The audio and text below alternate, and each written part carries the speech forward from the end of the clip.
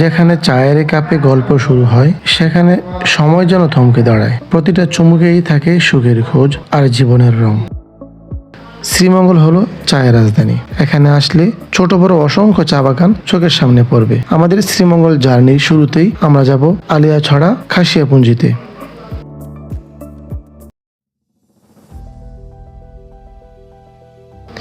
খাসিয়াপুঞ্জিতে যাওয়ার জন্য আমরা যে সিএনজিতে উঠলাম, এই সিএনজি আঁকাবাঁকা রাস্তা পেরিয়ে ছুটে চলছে আলিয়াছড়া খাসিয়াপুঞ্জি যেটা আছে সেখানে।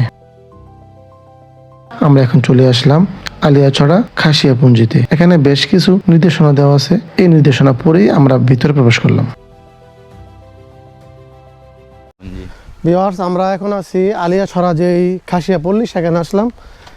এখানে কিন্তু খুবই সুন্দর, এই চারপাশে কিন্তু দেখতে পাচ্ছি বিভিন্ন নারকেল গাছ, না সরি এগুলো হলো সুপারি গাছ। হ্যাঁ, সুপারি গাছ। আর এটা কি কোনো মন্দির টন্দির হতে পারে? আচ্ছা, দেখি আমাদের সামনে গেলে দেখতে পাবো যে এখানে লেখা আছে বোধহয়। হ্যাঁ, এটা কি প্রবেশ নিষেধ? হ্যাঁ, খ্রিস্টানদের এটা এই গির্জা। পুঞ্জিতে প্রবেশের শুরুতেই পান এবং সুপারি গাছ চোখের সামনে পড়বে, কারণ খাসিয়ানদের ঐতিহ্য হলো পানের এবং সুপারি চাষ করা। আর তাদের বাড়িগুলা একটু ডিফারেন্ট। রাস্তা থেকে 2-3 ফুট উপরে দ্বিতলা বাড়ি তারা করে থাকে।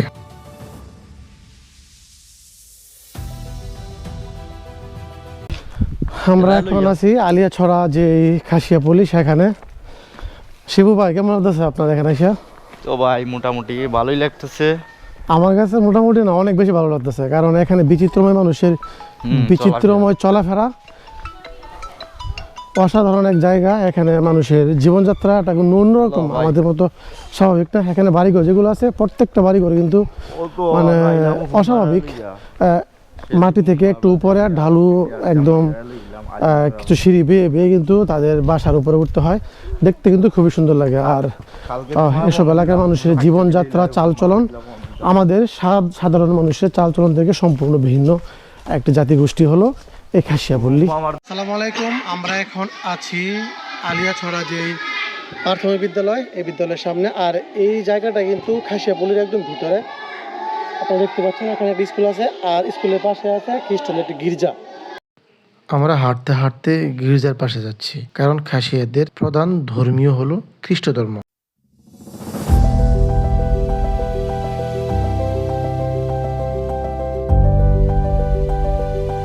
আসসালামু আলাইকুম ভিউয়ার্স, আমরা এখন দাঁড়িয়ে আছি যে আলিয়াছড়া যে খাসিয়াপল্লী আছে, সেই খাসিয়াপল্লীর ভিতরে একটা স্কুল আছে।